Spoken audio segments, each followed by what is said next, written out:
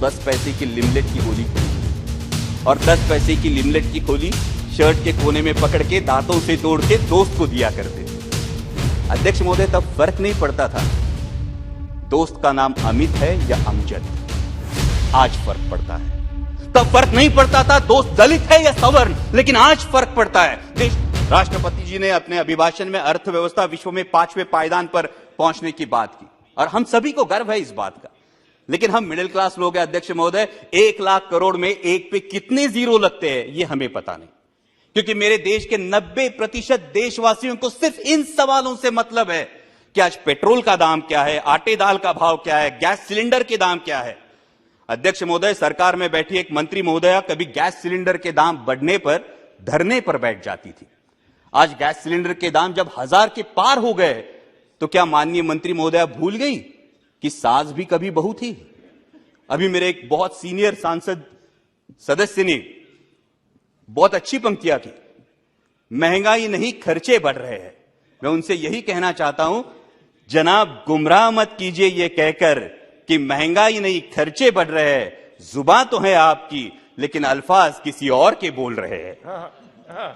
लेकिन इस बात पर सभी को सहमत होना होगा कि भूतपूर्व पंतप्रधान स्वर्गीय इंदिरा जी गांधी के बाद पूरे देश पर लंबे समय तक पूरे देश को प्रभावित करने वाले प्रधानमंत्री आदरणीय नरेंद्र जी मोदी ही है। इस बात पर सभी को सहमत होना होगा।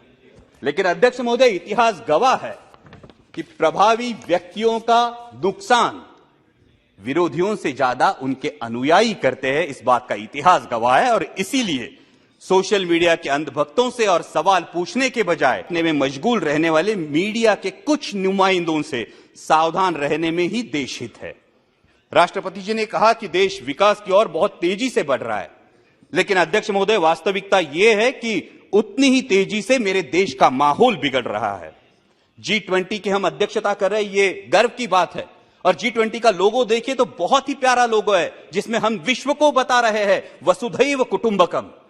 मैं जिस चुनाव क्षेत्र से आता हूं वहां संत ज्ञानेश्वर जी की संजीवन समाधि है। संत ज्ञानेश्वर जी ने तो पसायदान करके आता विश्वात्मके लाहो जोजे वांछीलतो ते लाहो ये कहा है, लेकिन हम विश्व को बता रहे हैं वसुधैव कुटुंबकम, लेकिन अपने ही देश के लोगों को बता रहे हैं ये तुम्हारा मुल्क नहीं, इस पानी पर तुम्हारा अधिकार नहीं।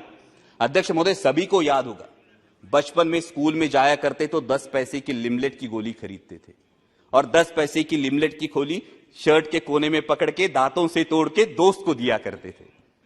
अध्यक्ष महोदय, तब फर्क नहीं पड़ता था दोस्त का नाम अमित है या अमजद। आज फर्क पड़ता है। तब फर्क नहीं पड़ता था दोस्त दलित है या सवर्ण, लेकिन आज फर्क पड़ता है। देश का माहौल बिगड़ रहा है क्योंकि हिंदू मुस्लिम के साथ साथ दलित और सवर्ण ये दरार भी बढ़ते हुई दिखाई देती है। कभी हाथरस जैसी घटना होती है, कहीं स्कूल के बच्चे ने सवर्णों का पानी पिया इसलिए उसको पीटा जाता है, मूछें बढ़ाई तो पिटाई, दलित दूल्हा घोड़ी पे बैठा तो आपत्ति। किस विकास की दिशा में जा रहे हैं आप? हर किसी को अध्यक्ष महोदय अपने धर्म पर अभिमान होना लाजमी। 1 मिनट सर, लास्ट। हर किसी को धर्म पर अभिमान होना लाजमी है, लेकिन धार्मिक अभिमान जब धार्मिक उन्माद पर उतर आता है तो इस अमृत काल में जो हलाहल पैदा होगा उसकी जिम्मेदारी कौन लेगा, उसके परिणाम कौन भुगतेगा। राष्ट्रपति जी ने अपने अभिभाषण में जो सपना दिखाया वो सच होने के लिए हर देशवासी को यह समझना होगा अध्यक्ष महोदय कि यह देश सिर्फ 38% वोट बटोरने वाली किसी एक राजनीतिक पार्टी का नहीं, बाकी 62% देशवासियों का भी है। इस सच का सम्मान हो।